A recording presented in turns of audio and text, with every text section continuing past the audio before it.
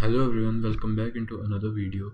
So my name is Harshit Kalia and today I'm going to teach you about object-oriented programming. In the previous lecture we discussed about file handling, and in the previous lecture before that we discussed about function, and this is going to be the sixth lecture of this Python series. So welcome back again, and let's start right away with the object-oriented programming. In this video I'll make sure that you understand object-oriented programming very well, and we'll discuss about some examples also from object-oriented programming and some of its complicated programming problems also, and easy one will start from the beginner level also. Let's start right away. So what is object-oriented programming?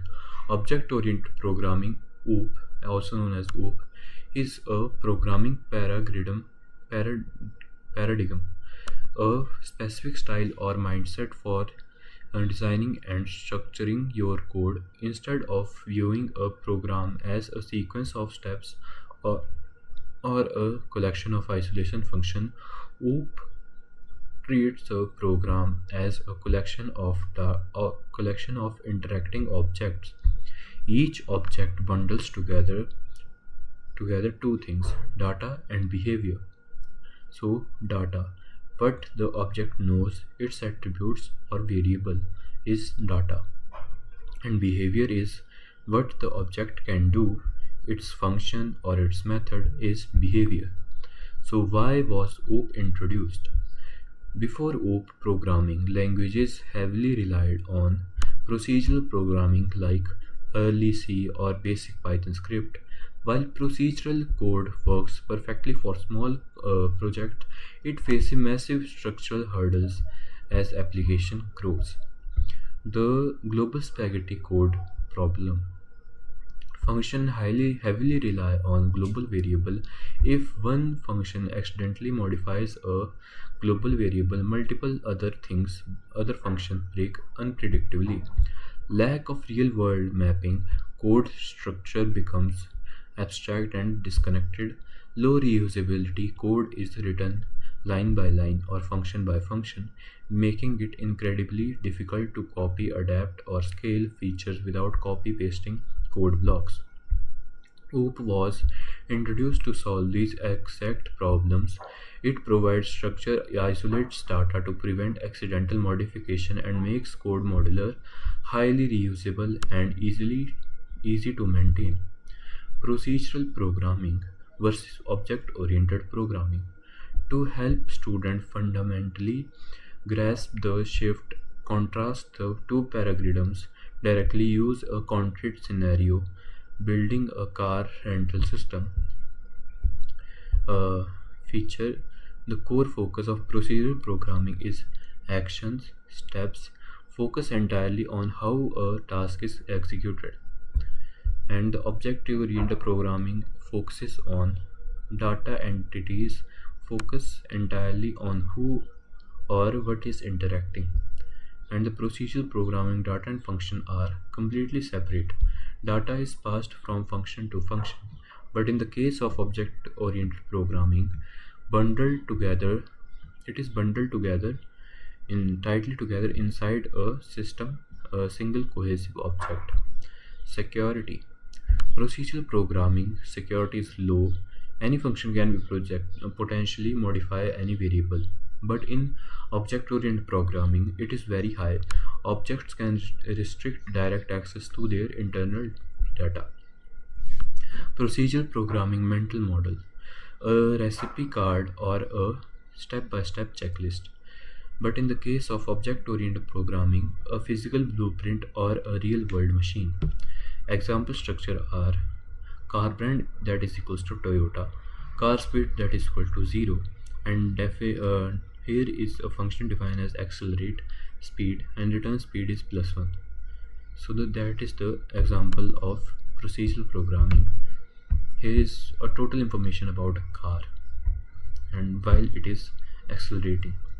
And in object-oriented programming, there is class car containing both the data, brand, speed, and the behavior is accelerate. Real life analogies. Explain to students that they already understand OOP because they live in an object oriented world. So it is saying like that you already understand OOP because you already live in an object oriented world. The smartphone, the video game characters are just like these. The smartphone is an object. It has data, battery percentage, storage capacity, color, and behaviors like make, call, take photo, power of gaming. You do not need to know about the complex internal circuitry to use it. You just interact with its public interface, the screen and the buttons. The video game character. In video game character like Mario is an object.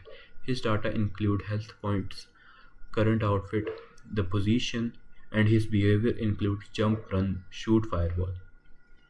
So these are the functions that are provided to a particular device or a particular entity in a game. That is real life analogies of OOPS in your daily life. I hope you understand what I'm trying to say. Is like you are connected to OOPS on your daily basis, whether you are doing any digital work or whether you are doing any physical work. You are constantly, uh, what we can say, you are constantly keeping your hands on something that is a part of object oriented programming, like your smartphone, like your remote for the TV or AC, or if you are playing a video on your PS5 or something like PlayStation, Xbox, Nintendo, anything else. The core advantages of OOP, the acronym Amen. Amen is an Western ideology for the God Jesus. But let's just see what is the real meaning of Amen in OOPS. So OOPS Amen stands for adaptability and maintenance, modularity, extendability, and no repeating yourself. That is try. That do not repeat yourself and no repeating yourself is just Amen. It is easy to understand because A stands for adaptability and maintenance, M stands for modularity, E stands for extendability, and N stands for no dry code. Just understand that dry means do not repeat yourself. So adaptability and maintenance suggest that bugs are isolated to specific object and making them trivial to find and fix without breaking the entire code base. Modularity. Teams can work in parallel because one programmer can build the user object while another builds the payment object completely independently. Extendability. You can easily add new feature or variation of object without rewritten or breaking existing working code. No repeating yourself. Code duplication is drastically eliminated through inheritance structures. So adaptability is mainly like uh, bugs are isolated to specific object. Like bugs there are bugs and errors. They are isolated from the specific object. Object are just like classes or the parameters that are in the code. So we have to isolate them from the code or the objects that are in this and making them trivial to find and fix without breaking the entire code base. So it helps to find and fix them without breaking the entire code base. Modularity. Team can work in parallel because one programmer can build the user object while another builds the payment object completely independently. So it is suggesting that teams can work in parallel because one programmer or the user object can uh, while the another build the payment object completely independently, that he can work or she can work independently. Extendability. You can easily add new feature if even if someone is using the current feature right now, you can gather the software on your own and you can make changes to it when your prototype is ready. You can just push on the update button and the ones that are using the software right now, they will have the notification of showing that there is an update patch update for you and what the new features are added or the variation that of the object that you have added, they will get the patch update of that features. No need for repeating yourself. The code duplication is directly eliminated through inheritance structures. Inheritance is a really important topic, so we will discuss about that in the next few minutes, like half an hour maybe. So it is really important topic because inheritance is just like passing on to some features that are like basically identical, like you get some genetical features from your father, from your mother, from your parents basically. So next topic is classes and objects. The definitive distinction. What is a class? A class is a blueprint, a structured template, or a draft design. It does not exist in reality and occupies no physical memory space. It simply defines what attributes and behavior a object will have. What is an object? An object is a physical real world instance created directly from the blueprint. It lives inside your computer RAM and contains actual data and values. The blueprint analogy. Think of an architectural blueprint for a house. The blueprint specifies the house will have 3 bedrooms, 2 bathrooms, and a front door. You cannot sleep inside a blueprint. The blueprint takes up 0 plots of land. This is the class. When a construction crew uses the blueprint to build a physical house out of a brick and a wooden on the street corner, now you know that you have a real house. You can open its door and sleep in the bedroom. If you want, you can use the same object blueprint to build 50 identical houses down the street. These are known as object and instances. Next is the syntax breakdown. Uh, the how a Python reads a class declaration. So you have to declare class right here and you have to give it a pass for like the pass to work. Here is the explanation for that. Class car, then the semicolons and pass statement. Class, the keyword that explicitly tells Python we are defining a new blueprint. Car, the name of the class by strictly community convention PEP 8 classes. Class names always use Pascal case, capitalizing the first letter of every word. Example: smartphone, bank customer. Pass, a placeholder statement indicating an empty body, preventing syntax error while we plan the layout. Code along creating your first class and multiple objects. Step through this code block live, explaining exactly what happens in the memory when an object is instantiated. Alright. So here is the defining of the empty blueprint, and then we are creating the first object, that is car1 is equals to car, car2 is equals to car, creating a completely independent second object. Alright, and then we are printing car1 and car2 values, and the car1 dot brand is equals to Toyota, car1 dot color is red, car2 brand is Tesla, and car2 dot color is white.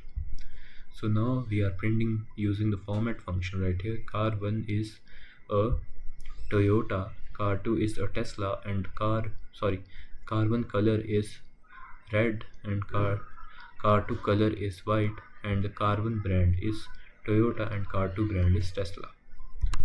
So let's just start with this on our VS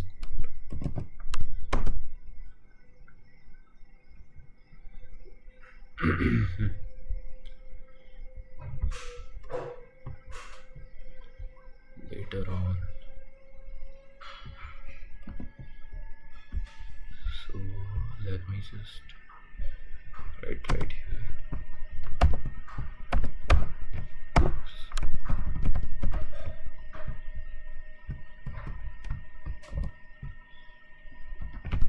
So if I just run this code, here is it. The main car object has this address, main car object at this address. Car1 is red Toyota. Car 2 is a white Tesla.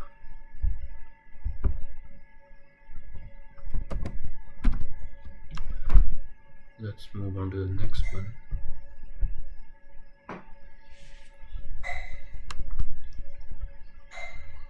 Here is a detailed breakdown of the upper code.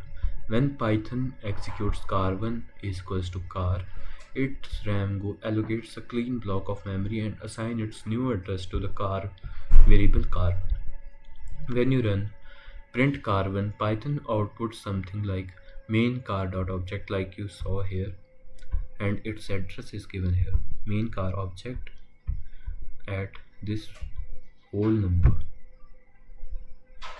something like that, is the physical hexadecimal memory address where the specific car lives. Notice that car2 has completely different memory address and they are distinct entities. Let's see. You can see almost same memory address, still the number, but it is changing from right here. The other upper one is B8590, but the car 2 second memory allocation address is A8550. Let's move on to the next one, that is constructor init and self. Why constructors are absolutely necessary. Wait a second.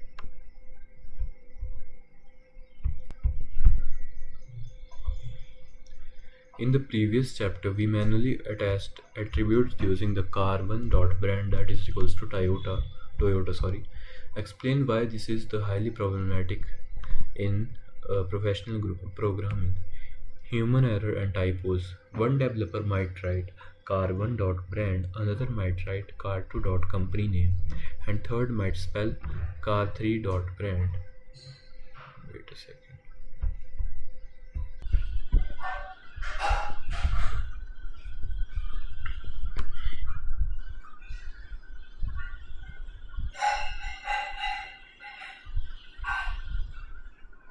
One developer might write car1.brand, another might write car2.company name, and third might spell it as car3.brand. The data becomes completely inconsistent.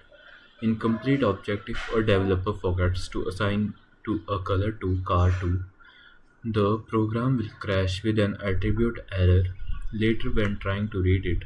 Boilerplate fatigue. If you need to make 1000 car, you would need 4000 lines of repetitive manual assignment code. A constructor fixes this by acting as an automatic setup wizard. It forces every single object to be born with uniform data fields right at the moment of creation. Demystifying self. The concept of self is the single biggest roadblock for Python beginners.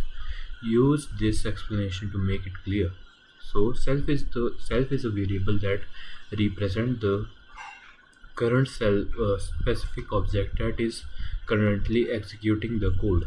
Python handles the automatic Python handle this automatically behind the scenes.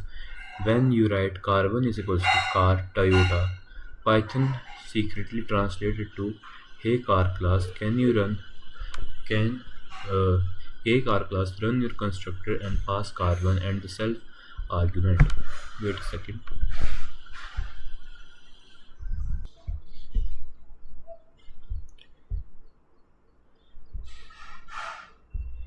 Within the blueprint,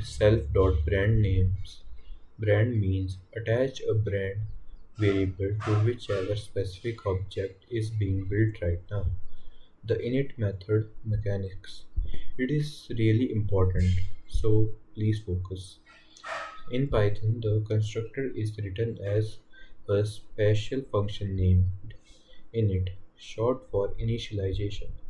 The doubles underscore dunder spell Python that this is a special magic method that is automatically triggered by the system. Never call manually by the name.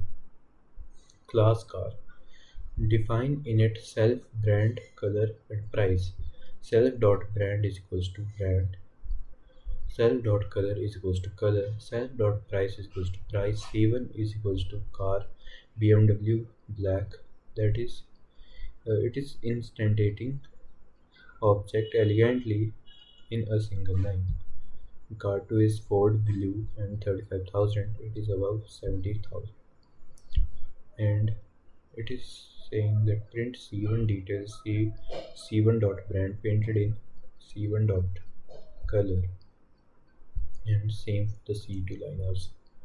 So line by line execution for the trace of the lecture is C1 is equals to car, that is BMW, color is black, and the cost is 70,000. It executes. Python creates a blank object in the memory. Python jumps into init. The self parameter hooks onto this new blank object. Self.brand is equals to BMW creates an internal variable called brand inside that specific memory block and assign it BMW. The process repeats cleanly for C2, keeping their data pools completely isolated. What is an instance method? A method is simply a function defined inside a blueprint. The fundamental difference between a regular function and a method is that a method is tied to an object and always takes self as its very first parameter. It allows an object to perform actions using its own internal data.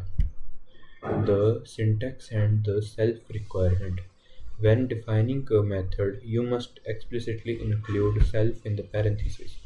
Define method name self, method body. If you forget to include self in self, Python will throw a famous error when you try to execute it. That is type error. Method name takes zero positional argument, but one was given. Explain to student that this happens because Python automatically passes the calling object into the method being behind the scene. So the error will be thrown as method type error. Method name takes zero positional argument, but one was given. It Python automatically passes the calling object into the method behind the scenes. Code along defining and calling methods. Let's build a functional class where objects can modify their own data through methods. Class car. Define init self comma brand. Current underscore speed is equals to 0. Self dot brand is equals to brand, and self dot speed is equals to current speed. And uh, define display speed self. Print format tab is used right here. The self brand is currently traveling at self speed kilometer per hour.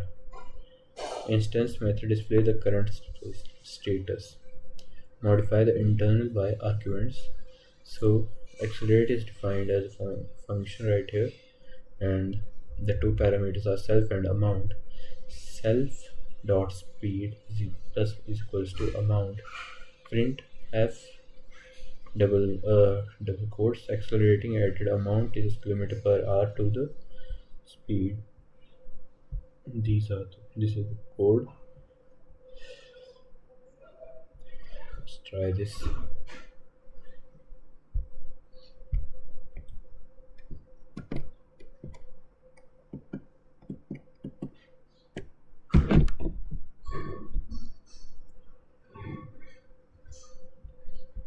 So the output is given as the Honda is traveling at 0 km per hour, accelerating at 40 km to the speed. The Honda is currently traveling at 40 km per hour. Brakes applied. The Honda is stopped.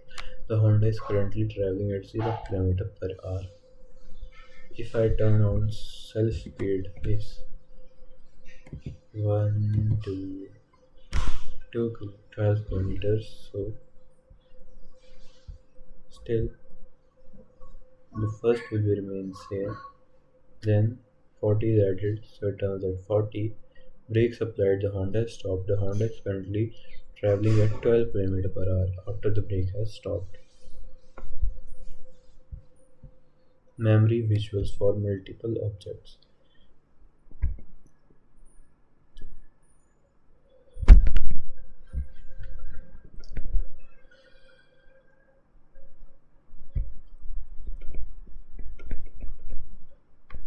Emphasize to the audience that if you create car is equals to car Audi and car V is equals to car Nissan, running car A dot accelerate 50 will only alter the speed variable nested inside car A. The speed of car B remains isolated, safely isolated at zero. Method are shared templates, but they execute exclusively on the calling instance local data pool. Introduce the so the next chapter is the four pillar of OOPS. The four pillar of OOP are encapsulation, data hiding and capsule units, inheritance, reusing code, parent child, family tree, polymorphism, many forms, same interface, control plus P key, and extraction, hiding complex details from the user. Let's start with the first one, that is encapsulation, the capsule.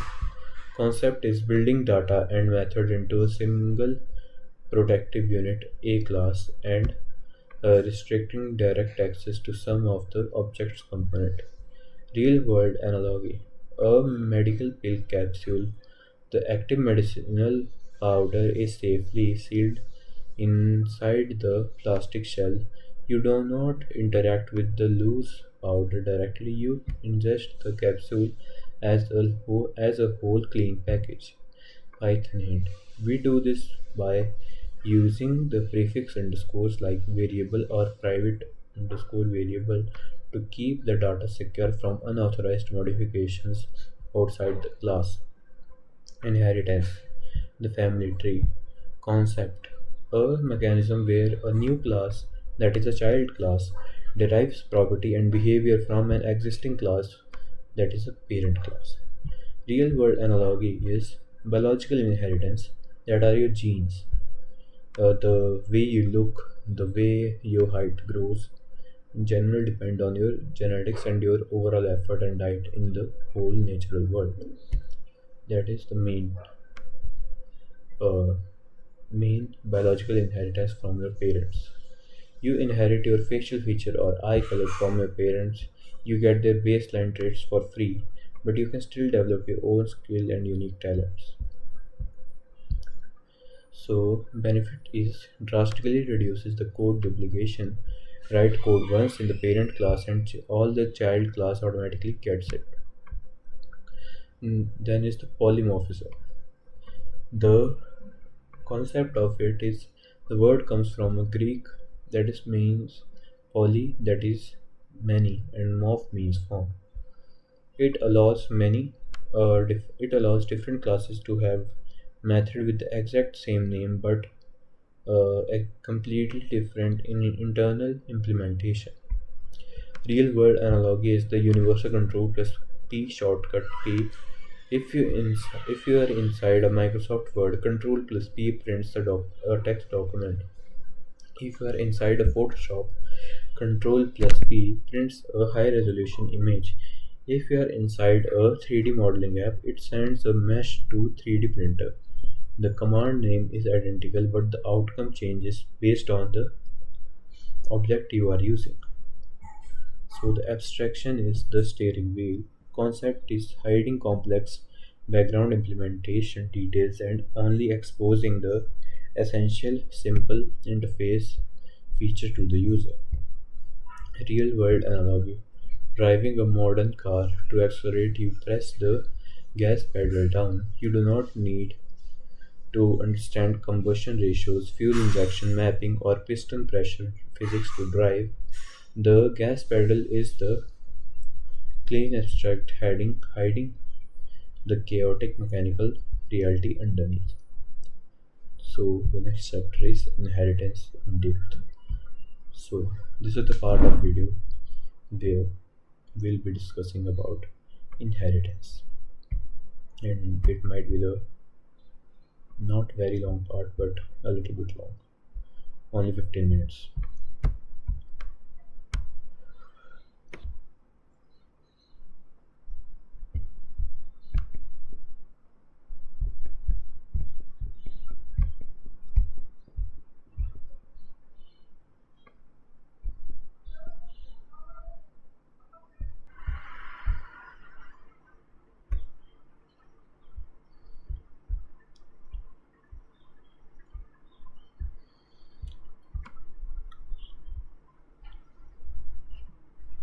This is the whole example.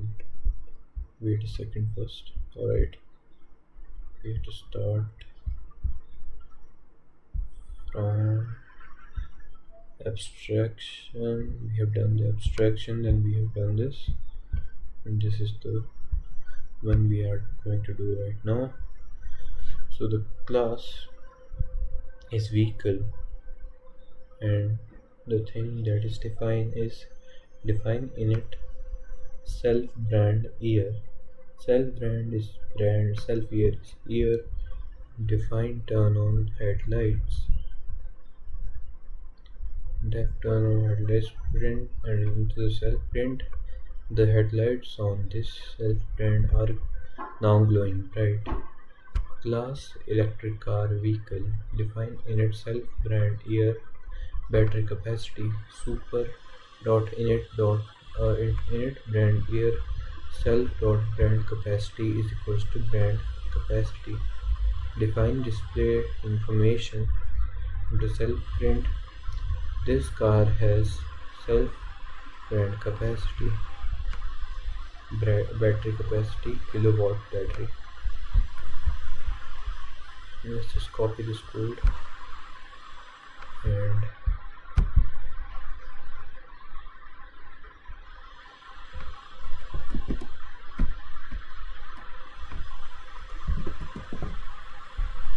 run this code. So the car name is Tesla. The headlights on this Tesla are now glowing bright. This electrical vehicle has 85 kilowatt hour battery pack. So here the parent class is being made, and the child class has been derived inherits from directly from the vehicle, that is electric car. The super, I don't know what is super, invokes the constructor of the parents class, that is vehicle, adding a unique child only attribute, that is battery capacity. Then execution walkthrough is my EV electric car Tesla 2026 and E85. Accessing inherited data field from the parent. EV brand is Tesla. Running an inherited method from the parent completely out of box. The headlights on this Tesla are glowing bright. Running unique child method.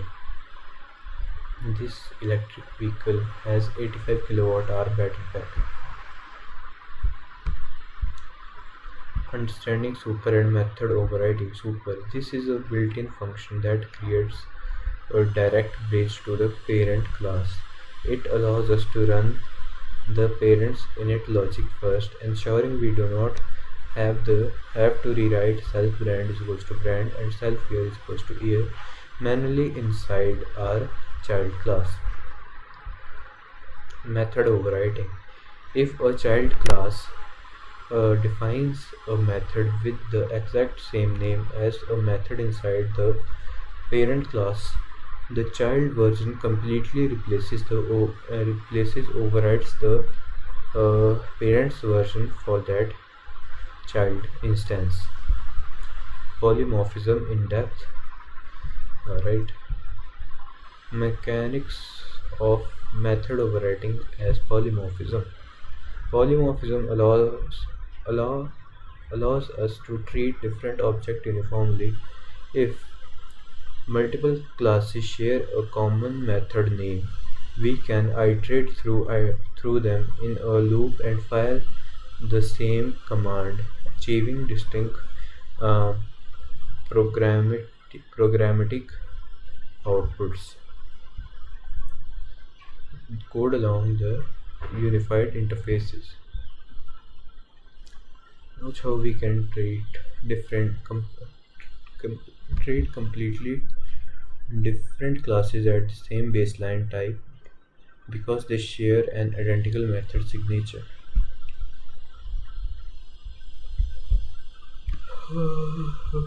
Class text document, define open self and open self. Create a class spreadsheet, class audio file, a unified list containing completely different object types. That is text document, text file, alright, that is the file. Iterating polymorphically for current file in files. Python does not care about the object specific class type here. It simply verifies if the object has an open method available opening file.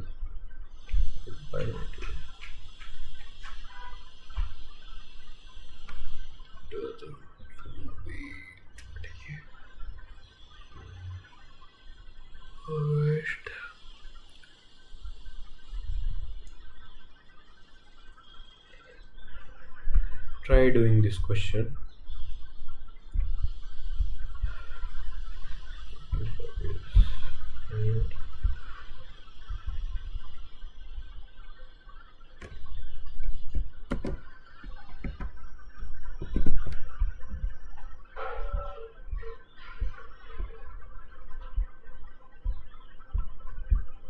So the following output of this is it is opening the file, displaying the raw text on the screen, and then opening the other file that is rendering grid cell formulas and data charts. The other file opening is loading audio buffer and streaming music tracks. That was the output of this function.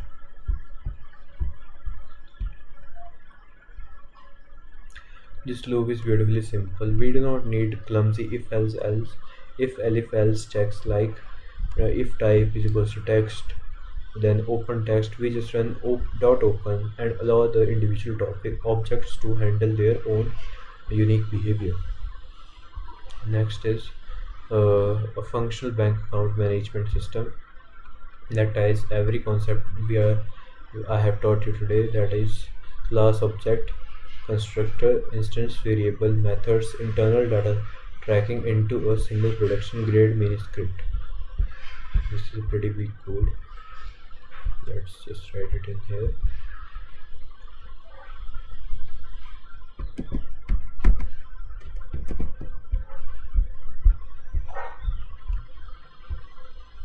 So this is the class name, that is a bank account.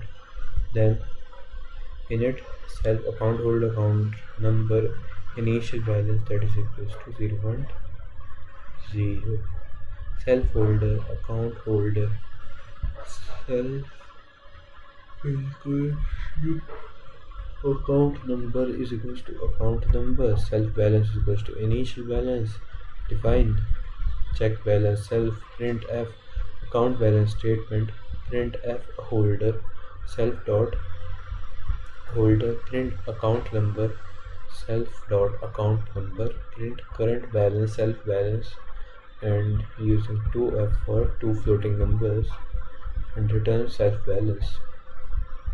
Self amount, if amount is greater than 0, self balance plus is equals to amount, print f transaction success, deposited amount, that is 2f into the account, print f new balance, and then dollar signal self balance and 2f, else print the transaction error, deposit amount must be positive.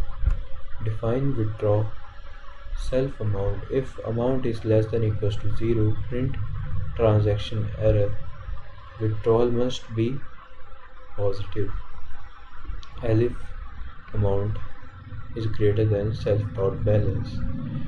So this is all about this upper code. Then here is the interactive simulation playground, that is print welcome to Apex Digital. Onboarding a new customer by the constructor is user account, bank account Sarah Jenkins, and this is the number and the amount.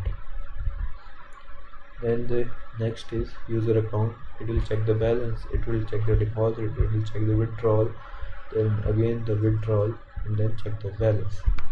So if I run this command, it will show me holder is Sarah Jenkins, account number is this, current balance is $500, transaction success, deposited $250.50 into the account. New balance is $750.50. Transaction declined. Insufficient funds available are $750.50. And remaining balance is $600.50.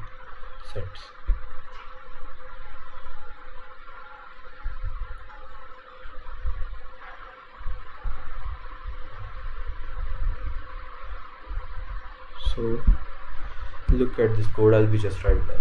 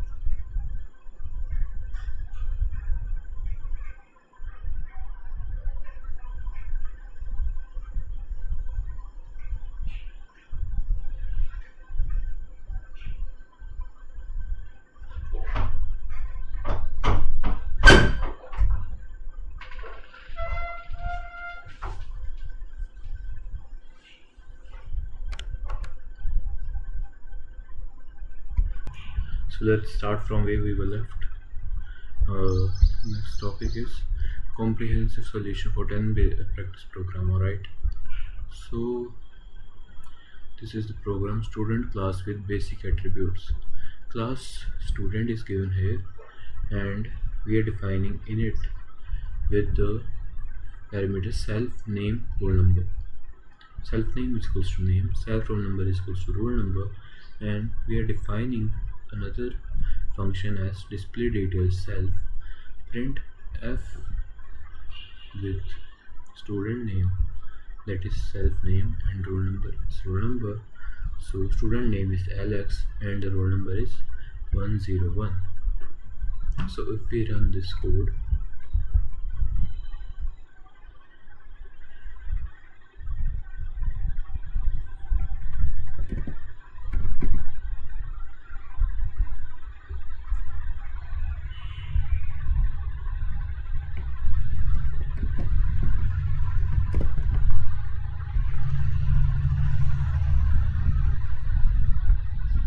the student name is name Alex, roll number is 101,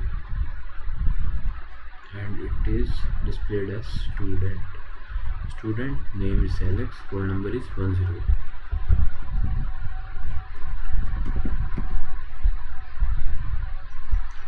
Next question is employee class with salary calculation. Class is employee, defining the function that is init self name, base salary, and bonus percentage. Self name is equals to name, self base salary is equals to base salary, self bonus percentage is equals to bonus percentage. Define calculate total salary self.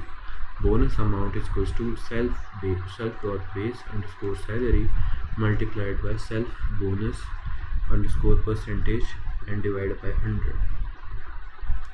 Total is equals to self base underscore salary plus bonus amount. Print f employee self name and total monthly earning to f.